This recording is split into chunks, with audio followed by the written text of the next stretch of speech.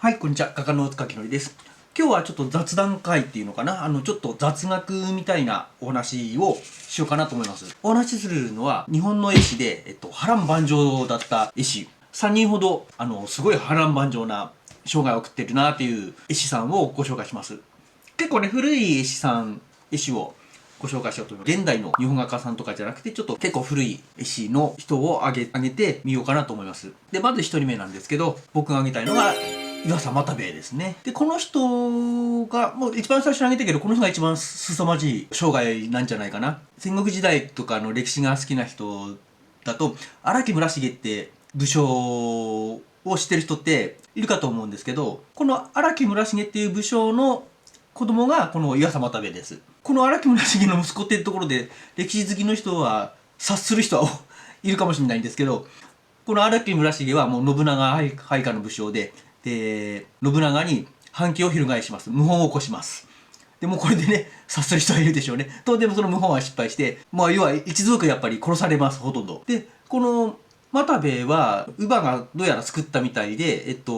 石山本願寺にうまく逃げられて、保護されることになります。で、当時、本願寺は、もう信長と対立、信長のもう、ライバル的な存在なんですよね。これはこれで生きた心地はしないんでしょうけど、そういった中で石山本願寺に保護されてて、で、なんだかんだ言って信長も倒れて、で、豊臣秀吉とか、あと織田信勝とかに使えた時もあったりしたみたいですね。割とその信長以降の政治家には使えることができたみたいです。信勝とかの元を離れてから、今度、それから母方の姓だったっけかな。岩佐姓を名乗って、で、一回福井に住んだり、福井に移住したら、京都周りで、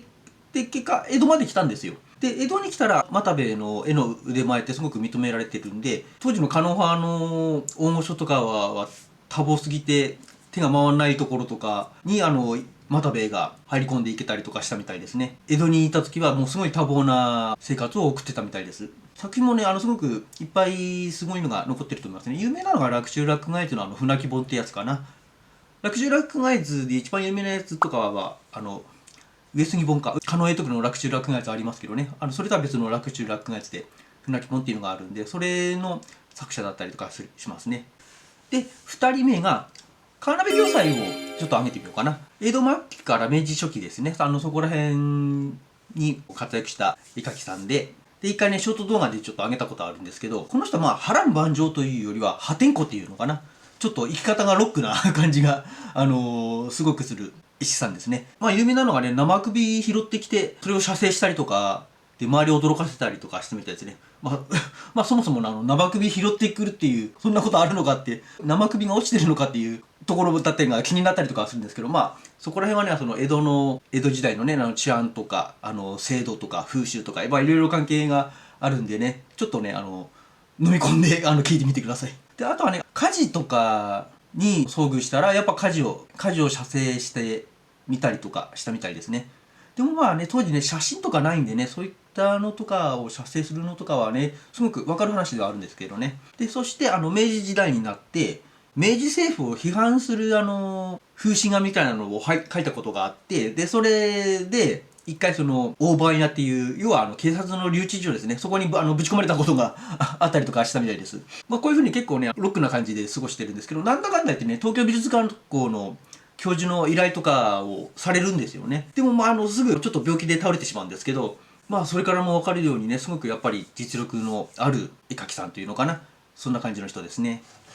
で、3人目は広瀬金蔵って挙げてみようかな。通称、絵金って呼ばれてる人です。ちょっとね、さっきの2人よりは知名度は下がっちゃうんですけど、なのでちょっと知らない人ちょっと多いかな。大体、川辺暁斎と似たような時期に活躍した人ですね。川辺暁斎よりはちょっと10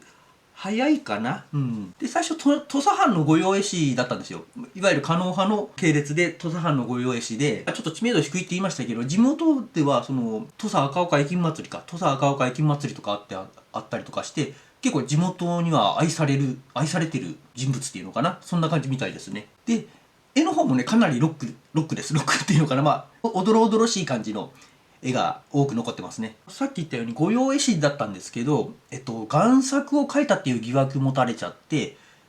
失職します。狩野派も破門っていうことになってしまいましたね。で、その時にね、ちょっと多くの作品がね、処分されちゃったみたいなんですけど、その後、まあちょっと名前変えて、親類のところに身を寄せるんですけど、まあそこで絵描いてて、町絵師の金蔵っていう感じで話題になったりとかしてて、で、そこでね、絵金っていう呼ばれる愛称がついたみたいです。で、芝居小屋とかの絵とか、あと、提灯とか、絵馬などを描いて、活躍してたみたいですね。さっきちょこっと言った贋作疑惑なんですけど、これの真偽はね、結構不明らしいです。で、濡れ衣説とかもあったりとかするんで、用語の声も結構あったりするみたいですね。で、芝居小屋の絵のインパクトがやっぱり強くて、そこでね、かなり人気になって愛されてたみたいですね。もう、その土地土着の画家さんっていうのかな。うん。で、実は僕高知県の駅村っていうところ、要は、駅の美術館ですね。そこに行ったことあります。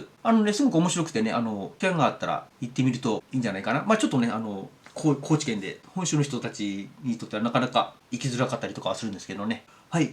以上、3人ほど挙げましたけど、波乱万丈の絵師参戦。まあちょっとした雑学として、よかったらね、心の中に留めておいてみてください。ではね、今回はこれまでになろうかなと思います。またこの動画よろしいと思ったら、チャンネル登録、高評価の方よろしくお願いします。ご視聴ありがとうございました。